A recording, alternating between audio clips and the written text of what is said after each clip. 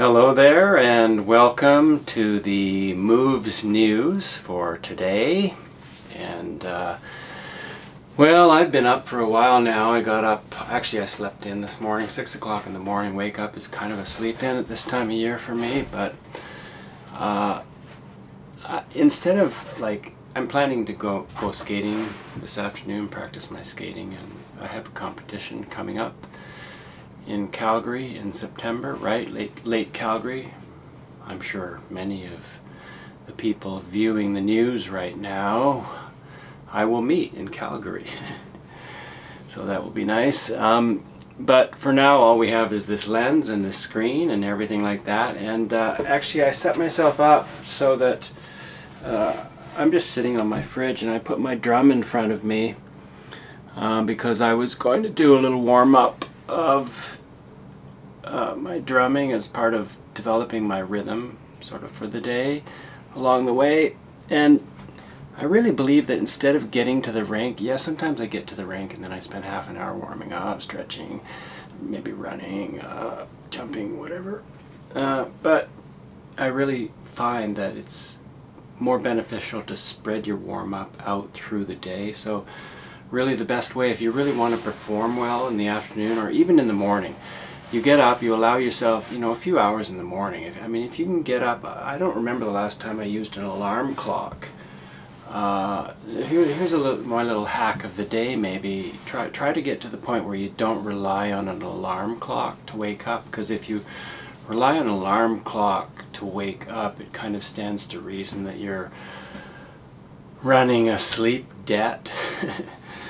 And maybe putting a little deficit into that debt every time you go with not enough sleep and you rely on an alarm clock to wake up. I don't rely on an alarm clock to wake up. And okay, yeah, if I had a relatively early morning flight and I had to make sure I got to the airport or some reservation or something, yeah, maybe I'll set an alarm clock so that I don't wake up in the night wondering what time it is and will I wake up. So yeah, it can kind of be ease things to use an alarm when you need it. But yeah, so I'm putting my leg up on top of my drum right now and I'm just doing a little stretching forward. Yeah, and I know that you don't find this rude because I'm trying to inspire you. Throughout the day there are ways and places and times when you can spread out your stretching and your I don't know, maybe jumping and running and walking and activity and range of motion, sustenance, or if maybe you're trying to extend your range of motion. As a figure skater, there's no disadvantage to well, let me put it this way: extending your range of motion can be of advantage as a figure skater, as a dancer. And yeah, okay, you might argue that, okay, well, if I extend my range of motion too much, then I don't have, I haven't done any science on this, but maybe there's something I have to compromise. Maybe there's some dichotomy. The more range of motion I have, the less control I have within the narrow range of motion that I need to do my quadruple salchow or something like that. So yeah, it's ideally you want to build strength and power through your range of motion, right? So jumping is not enough. I want to start from a really good bend. I'm bending into my ankles, my knees, and my hips. You don't need to see the full thing because you've seen me do this before. But if you're going to do some kind of, right now I'm doing squats with weight in this range that I use for jumping, because I don't need to go all the way down in a squat to the ground. Yeah, and if I'm doing sit spins, I do want to have some strength and power in that range of motion, but for jumping, so I just did a little minor warm-up there for my jumping, for the coordinated use of my leg joints. And I share that with you because it benefits you, because you might think about finding various ways of getting the jumping action going in the day, the jumping action that we use for walking, running, figure skating, sports, whenever we want to support ourselves and move around from one place to the other, there's almost always some little up and down motion. Well, not if you're in a car rolling, but you know, as just a person without some kind of conveyance. Even walking has a little bit of an up and down, right? As much as you don't want to exaggerate that, as much as you don't want more up and down than necessary, because that's a waste of energy, even for running or whatever. So, but even for running, if you're in the air, you're a projectile, and there's an up and down. What is it, a parabolic curve or something like that? I'm not sure, but you're going on a curve through the air. Your center of gravity is. And so, yeah, to warm up that jumping action, the efficient use of that jumping action of those three joints, the hip, the knee, and the ankle. And as you've seen on my videos recently, the ankle is kind of one you want to put some consideration into, because when you point your toe, when you straighten out of a flex in the ankle, you're going to go onto the toe pick, right? So you don't want to do that too soon on a takeoff or too late coming back down on the landing. You want your ankle to flex first, and then the knee and the hip can continue to absorb the impact.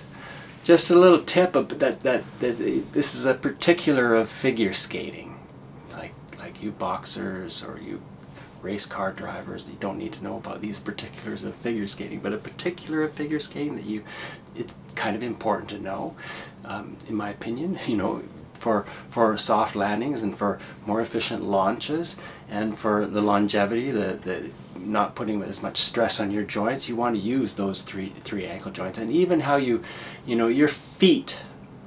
And I kind of realized this recently, something I learned recently. Like I'm still learning, you know, like all the time. And people who are you know, of my generation, they understand this, that you continue to learn all the time. And you know, even though I've had so much experience, I'm still learning things. And yeah, and one of the things I'm learning that is, if I use, even if in figure skates our metatarsal arch doesn't significantly move, right? Because the foot is basically attached to a rigid blade. So your foot, you can't bend across that, you can't flex your toes type of thing, you know what I'm saying, with the metatarsal arches.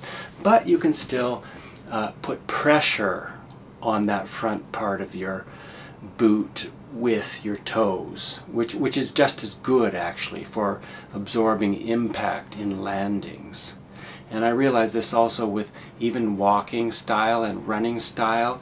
If you don't put enough pressure on the front of your foot, then the back of your foot and your arch is going to have to take on more of the work of you know, when you're doing the jumping action, walking, running. You don't want to put unnecessary strain on one of those joints. Get them all to help each other for more efficient, powerful launches and softer landings. So as far as the figure skating out ebook, I work on it every day. I'm editing it. I'm trying to make it really good for you, interesting. Yeah, I just don't want to throw it out there, you know. Okay, call me a perfectionist. No, I'm not going to be a perfectionist. Well, I've been editing it now the idea's been germinating, and I've been editing it now for several years, actually, you know, but I'm still not totally, yeah, okay, I'll get it out there pretty soon, but it's not going to be a major commercial venture. I'm not trying to fool myself into thinking it will be, but it will be something I'm proud of as a legacy, and those who do read and appreciate my figure skating out book will get a lot out of it and love it.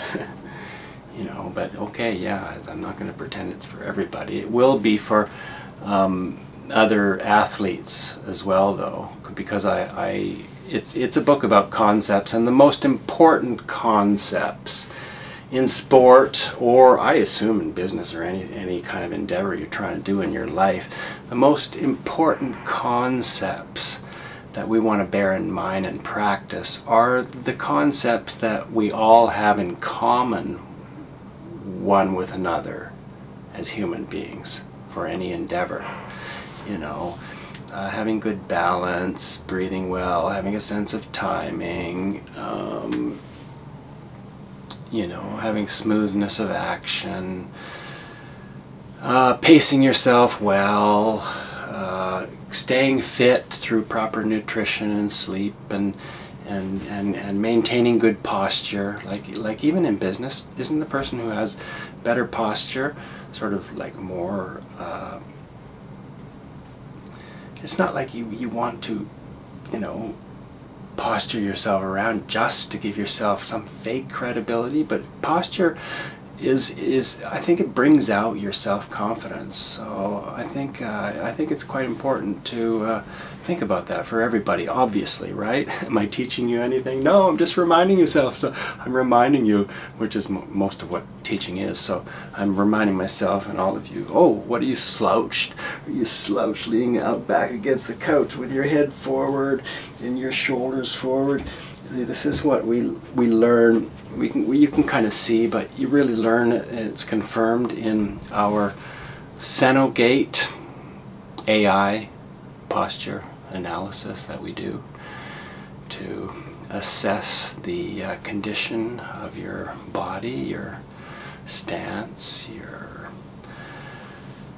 any problems you might have, like scoliosis, kyphosis. You know, some of us have gravity taking over. I mean, basically, good posture is a fight against gravity. Not entirely, but you know, like if you've got like your head tipped to one side, that's kind of like, you know, succumbing to gravity. It's lower down. This is a higher position, is the balance position right in the middle, and it's so it is with many things, like down to your ankle pronation. The highest position is not letting it collapse and pronate. You know, and knees, knock knees or bow legs, those are lower positions. You get shorter when you're in any of these positions. So basically it's maintaining a strong position against gravity. That's kind of what posture is. If you have good posture in figure skating, you're going to be more beautiful to look at, and you're also happen to going to skate better too. I mean, the obvious example is if your head's forward, you're not going to rotate as well in your jump. How are you going to rotate? Is your head going to go around in a big circle as you're rotating? Bringing everything close to the axis means good posture. I mean, yeah, okay, maybe you want to start in some wide position as you're taking off, but you want to ideally get to a position where you're completely fighting against gravity. And once you've left the ground, you can't. Your center of gravity, your center of mass is not going to be affected. Yeah, you can change your position in the air, but your basic center of mass is already determined after you leave the ice. As is whether you're toppling or not. So if you somehow do some quick takeoff and you slip a little bit on the takeoff, and what you're doing is you're toppling, right? You lost your balance and you're falling. Okay, while you're in the air, you can't correct that falling. So the higher your jump is too, the more you're going to fall during that time you are in the air. So now when you land, whoa, you're not in balance. So yeah, good posture I try for, and so good rhythm too, and here we go.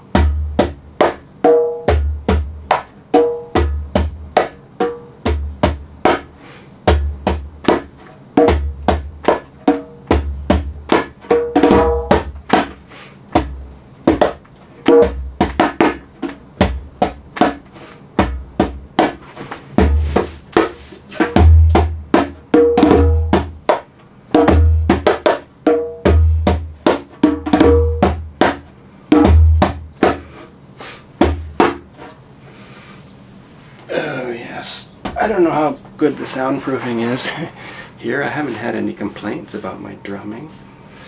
I go a little louder for you, just without even thinking about it.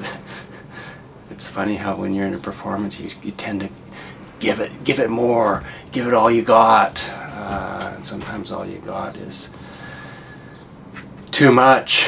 Yeah, sometimes it's better to just temper things down, keep the passion out of it, stay low key, stay up in your thinking part of your brain for creativity and to conserve your energy. What else do I have in the Gary Moves? Yeah, so the book that I'm editing, it's definitely going to be better if I have illustrations, and I will have links to videos. So this book will be really easy to understand is what I want. Even though the language is flowery and it's kind of a literary type of book, for those who go through it, who study through it, they can click on a video and they can see exactly the position or the shape or the geometry or whatever it has, or the flow I can show in video or diagrams. And if anybody wants to submit a diagram after seeing the manuscript and reading it and thinks, oh, I bet I could do a really good diagram to illustrate this point that Gary's making in this book, send me the diagram, and together with, you know, your name, and if you're a professional, yeah, your name and your website or whatever, and I'll post. I'll decide. I'll be the editor. I mean, if I don't like your diagram, maybe I'll send it back. I'm so sorry, but I'm not going to be a tough guy about it, because actually right now I have no submissions because the book's not even out there yet. But I think that this is sort of my idea also of the type of diversity that I like, because if I have illustrations and diagrams throughout the book that don't all have the same style, I think it's kind of a little more interesting, you know. And especially if I have diagrams and illustrations coming from people who are, you know, have read the book or are my subscribers on my channel or whatnot. So that's kind of a community thing, and so that's what I will be doing. Incidentally, the other thing in the news right now is I've decided to let you know that I can do a video lesson for you. Either you videotape something you want me to analyze, you can videotape yourself practicing your waltz jump for 15 minutes or something. I'll study it. We'll either watch it together. We can decide on what technology to use. We'll either watch it together on a Zoom call, and I'll comment on it. Press pause and comment on it periodically as we go through it. It could be either public. I could either post it on my channel, or it could be private. It could be just between you and me. And I haven't decided on the fee for that yet, but let me know if you're interested, and I can let you know how much I will charge you for that service. Because yeah, you can learn everything in my videos about figure skating technique. Well, I shouldn't say everything. I like to stay away from these superlatives, but you can learn a lot by watching my videos.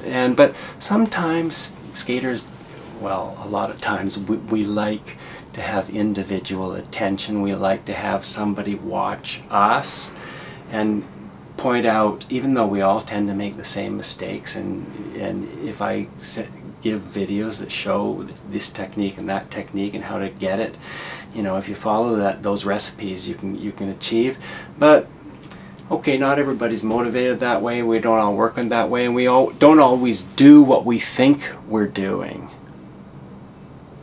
I don't always do what I think I'm doing.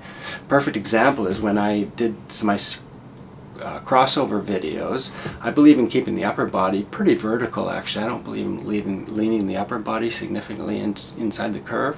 When I'm doing crossovers, all the lean comes from the hips down, and the motion is just leg motions basically for my crossover technique. But then when I watched the videos, I saw, yes, I'm leaning my upper body significantly into these crossovers, and so I've worked on correcting that recently.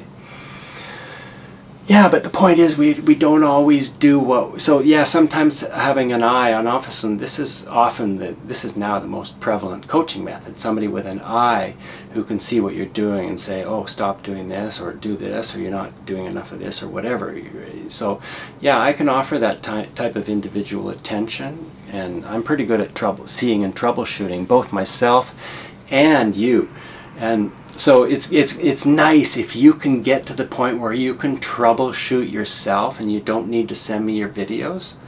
Like I can pretty much troubleshoot myself, except for, you know, okay, the example that I gave you and this and that. But as much as possible, you want to be able to think on the fly and be able to, like, especially like extreme example, in the middle of your program out on the ice in front of the judges and audience, you can't consult with anybody, right? So if there's something that's some technical flaw about your balance or position or posture or timing or whatever it is, and you aren't able to understand what it is and correct it and get on track, then the performance might not be as good as it could be. And you know, in practice, it's nice to be self-motivated so that you can understand cause and effect, and you can understand the work that you put into it is going to bring you just rewards. Maybe that's enough for today. Yeah, okay. I'm posting this evening a video without subtitles. So any feedback that I get about that, oh, I missed the subtitles, I used to translate it and watch it in Korean and I can't do that anymore, please can you put the subtitles back in? I don't know. Or, oh yeah, it's great without the subtitles, they were a bit of a distraction anyways, and I tended to look at the subtitles instead of watching what you're showing, so I do prefer it without the subtitles, and oh, they took up space in the frame. I don't know what you're going to say about the subtitles. But if there's even a few people that rely on those subtitles to be able to understand what I'm saying, I can go ahead and put them back on. Let me know. And that's the Moves News for today. See you in the future. Alright, I'm going to get ready to go for my figure skating practice, and actually, frankly, I was sitting longer than I normally like to sit.